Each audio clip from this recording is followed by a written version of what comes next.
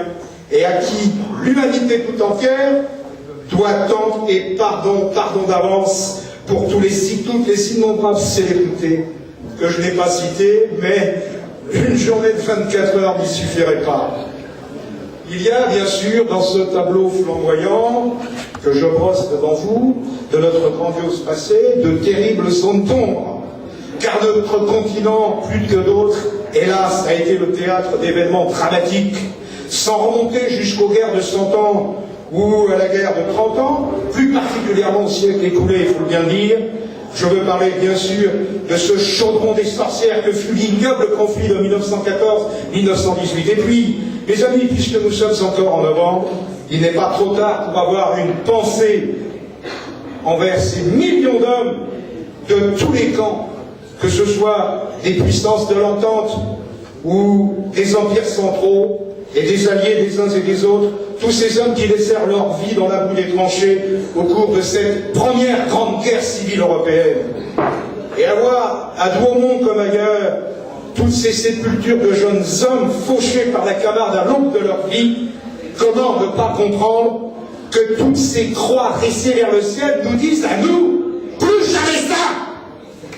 Mais, comme les mauvaises paix, hélas, préparent les bonnes guerres, le traité de Versailles et les suivants allaient donner, hélas, du grain à moudre aux aventures pan-germanistes et engendrer ainsi le deuxième conflit mondial, la première guerre à caractère idéologique.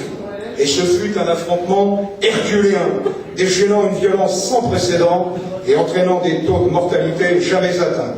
Pour ne prendre qu'un seul exemple, remémorons-nous donc ce choc des titans en 1943 à Stalingrad par exemple, cette véritable marmite du diable où deux armées s'affrontèrent et où, je ne prends bien entendu parti pour aucun camp, l'héroïsme et le patriotisme s'illustrèrent jusqu'au bout, jusqu'à ce que l'un des deux protagonistes soit terrassé à genoux et rentré femme.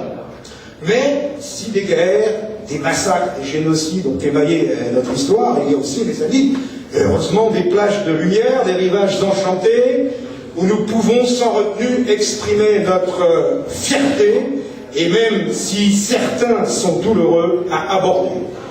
Rappelez-vous cette liberté qu'avaient les étudiants au Moyen-Âge, bien avant le dispositif technocratique Erasmus, d'aller aux quatre coins de l'Europe, glaner leur savoir dans les universités, lesquelles d'ailleurs, à travers les siècles perdus, oublieriez-vous la bataille des Thermopyles en 480 avant Jésus-Christ, où le roi Léonidas et ses 300 se sacrifièrent pour la Grèce entière, ou encore la bataille de Poitiers évoquée tout à l'heure en 732, et alors là tout est à refaire bien sûr, les croisades qui conduisirent à libérer Jérusalem en 1099, le victorieux combat naval de l'Épante qui a été évoqué tout à l'heure contre les Turcs, et nos faits d'armes, à nous Français, à Cameroun, à Dien Bien Phu, ou encore plus proche de nous, le raid des Paras sur Colombie. Oui, nous sommes le produit d'une même civilisation, un ensemble de peuples ayant les mêmes caractéristiques. Nos racines, je l'ai exprimé, sont tout à la fois gréco-latines et celtes. Elles sont teintées de paganisme, mais fondamentalement influencées et régénées par et dans la matrice chrétienne. Delphes, Brocéliande, Heligoland, le Parthénon, Saint-Jacques de Compostelle ou le Mont Saint-Michel font partie de notre univers mental et religieux.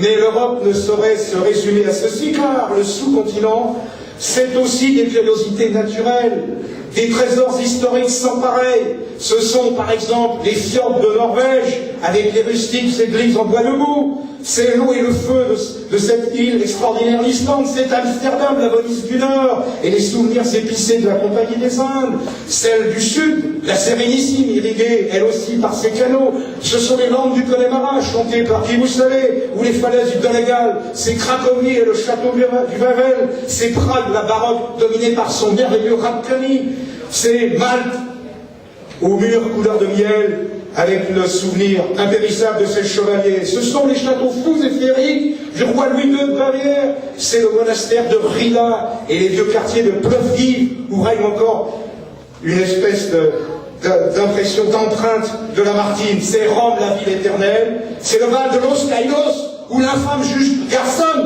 n'est-ce pas, voulait déterrer les combattants de cette terrible guerre civile espagnole. Ces campagnes de Flandre, si merveilleusement peintes par les Bruegel. Et puis, pour terminer, notre France, notre incroyable France, cette invraisemblable alchimie, mais qui est menacée, comme tous nos voisins, par un tsunami migratoire sans précédent. Cette déferlante, vous en êtes conscient, vous le savez, c'est d'ailleurs pour ça que vous êtes ici. Cette déferlante n'est pas endiguée, et même si les gouvernements présumés nationaux, comme le cabinet italien, sont aux affaires, hélas, nous constatons que rien n'arrête la marée. La marée humaine qui bat les côtes, par exemple, de l'île de Lampedusa, à côté de la Sicile, pour ne prendre que cet exemple. L'année 2008 marquera un record d'arrivée de clandestins dans la péninsule. Je ne prends que ce pays. 40 000 sont entrés depuis janvier, contre 14 000 en 2007. Toujours par le canal de Lampedusa. D'une façon incroyable. J'avoue que je suis profondément déçu. Le ministère Berlusconi s'apprête à régulariser 170 000 sans-papiers selon la terminologie, alors que le pays compte déjà environ